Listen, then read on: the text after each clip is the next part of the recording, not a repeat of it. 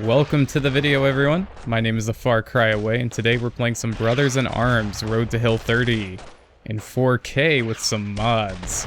I forget exactly what the mod was called that I downloaded, but essentially what it does is it overhauls the game in a lot of really important ways and makes it a lot more playable. So as you can hear, probably, the sounds are amazing compared to the base game. There was a sound redux included with the mod, and it really does help the atmosphere. It's kind of crazy how important sound is, even in this game. The artillery shells, or the mortar fire shells that you can hear coming in on my squad, are actually directional, and you can actually get hit by them if you're not careful. So it's good to hear them and where they're landing, because you can actually kind of avoid it. And so, the reason we're playing this game today is because I used to play, I think it was called Hell's Highway on the 360 all the time. I love that game. Probably one of my favorite World War II games ever made. And something about seeing the new Call of Duty going back to World War II kind of inspired me to get back into my World War II backlog of games. And when I found out that Road to Hill 30 and Earned in Blood both have these mods that really expand upon the game, I had to get them. What's cool about this mod as well is that it actually adds extra troops to the fights. I haven't really seen a lot of it yet. Maybe I haven't enabled it correctly or something. But it's supposedly it's going to add more people to each of the firefights. I will say one thing, this game is a lot harder with this mod on because the enemies actually kind of hit more of their shots. I do think it makes it a lot more engaging of an experience though, so that's okay.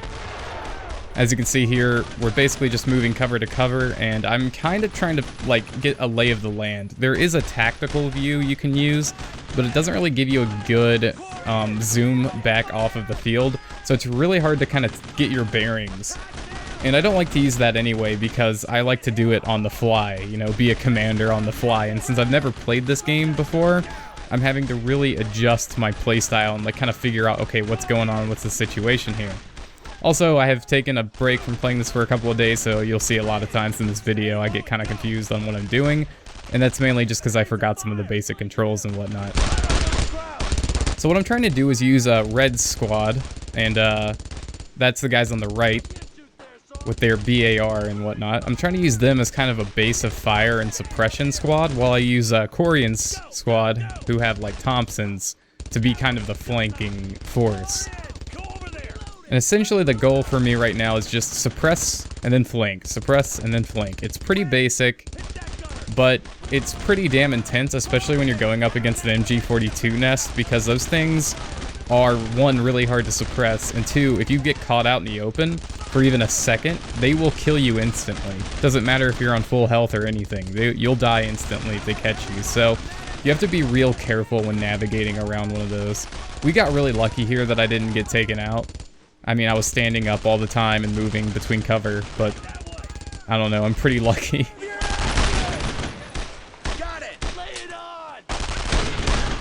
Also, what's kind of cool about this mod is it improves your gunfire. Your arm still shakes like a drunk man who's off the sauce for a couple of days.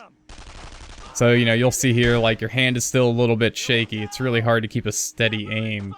But this mod does improve hit detection to the point where if your iron sights are on a guy, I'd say 8 out of 10 times you're gonna hit them. There's still a little bit of that artificial, weirdness to, missing shots.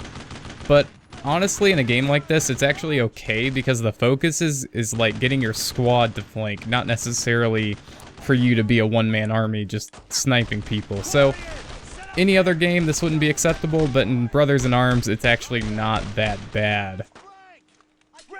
So as you can see here, I'm basically just slowly moving up this field, trying to keep my guys in cover at all times. If they're out of cover, they're pretty much dead. Doesn't matter how many enemies you're going up against, they'll just start taking hits, and it's not very pretty. So this is kind of a good way to explain the gunfire mechanic. I can hit these guys, but it's really hard to. Like, even if my aim is almost on them and it's just like a little bit not on them, I'll miss. I kind of like that, though. It adds a little bit of tension to the game that otherwise wouldn't be there in a game like Call of Duty, where each of your shots is dead accurate with 100% steady aim. I think Brothers in Arms kind of nails that feeling of, like, being under fire. I mean, your arm will not be straight. You know, you won't have a very good shot when you're taking, you know, very close range incoming fire. Especially if you're using guns from World War II. You might make an argument for today's modern weaponry, but yeah. I don't think the 45 Thompson's gonna be super accurate at range if you're under, you know, suppression fire. So we've cleared out the mortar pit, that's good. And then I move up here with my squad, and I'm trying to kind of figure out, alright, now what's this situation going to entail? I go ahead and just bring Red's force up because I want them to suppress whatever is going to come out of that right side of the courtyard. And then I just try to get Corian up to the car, so that way we're already halfway through the flank. And as you can see, they're holed up in this building. So I get Red and them to suppress, and Corian as well to suppress them for now. It's a good thing I got Corian's squad across to the car because I was not expecting them to be like in a building already, like entrenched, so we kind of got like a free move out of that. If we were already under fire, then I tried to move them, we probably would have taken a few hits to that squad, and of course that's not very good. Corian, go! Alright, so Corian and them are moving up the left flank. And I'm trying to figure out what to do with Red. I'm trying to get them on this wall, but I'm also not sure if it's going to let me. But everyone's suppressed, so they should be good and safe to move.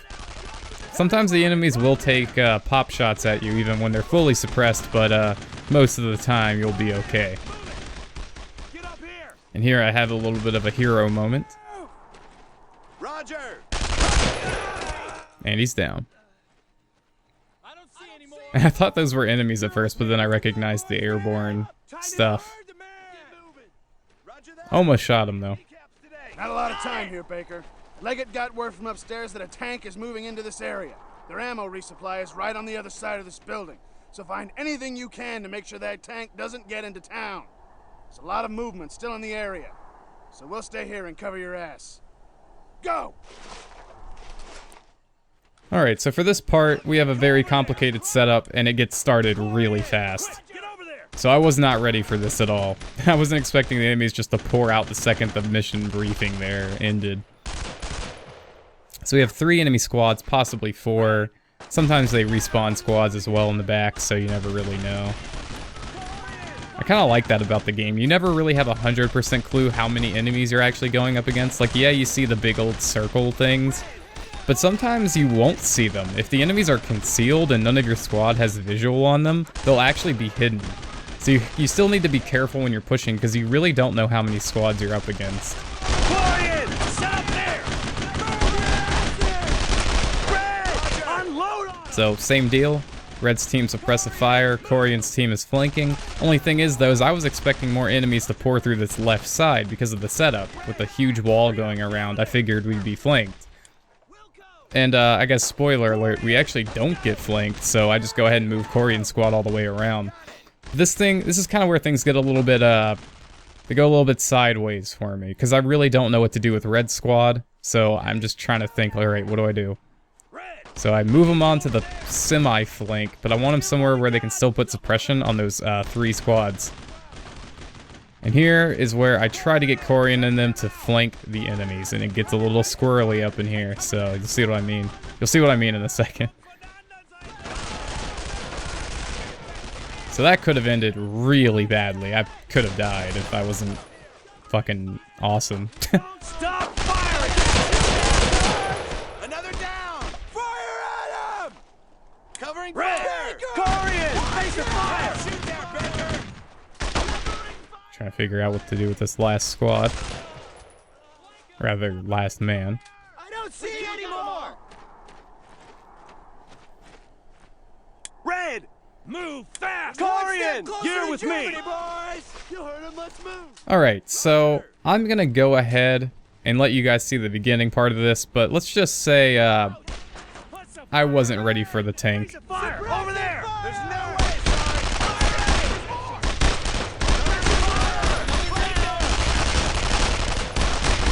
So, same plan, even though there's a tank shooting at us. Get red squad to suppress, Corian to flank. I don't 100% understand the layout, and I want to move up more because I feel really trapped in that area, but I'm so worried that tank is going to shoot into this little barn section.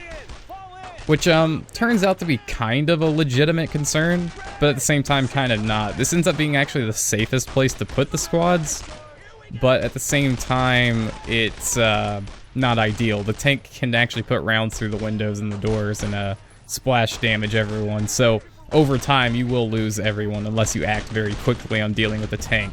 But in order to deal with the tank for this part of the game, you have to deal with the infantry first, because then the tank will decide to push out on its own. Which to me seems kind of like an odd decision. As you can see, a tank does splash damage the squad a little bit, so that kind of raises the stakes here. My urgency level just goes up immediately the second I start seeing my squad take damage. I kind of panic. So in a vain attempt to flank the enemy, I try to get Corian to follow me here, but it's just, it doesn't work out super well. You'll see what I mean. I get a little bit like, I don't know, click happy, and I accidentally tell like Corian's squad to go to the roof or something, and then I switch to red, and then I switch back to Corian, and I'm like, oh god, what am I doing? I don't know what I'm doing. And then for some reason Corian's like, hey, I'm gonna go take on this tank with my Thompson. And I'm like, that's cool. That seems like a good idea. So I go to help him, which is not a good idea either.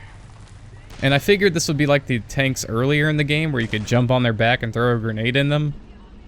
But turns out that just ends up pissing the tank off, which is not what we wanted.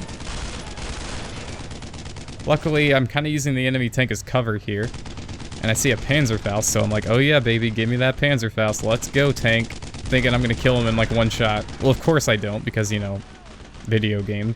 And then also, it probably wouldn't have killed it in one shot, maybe from the side. I don't know. I don't know the armor values. I think I would have probably fucked its tracks up, at least. So I don't know why it's still moving, is what I'm trying to say.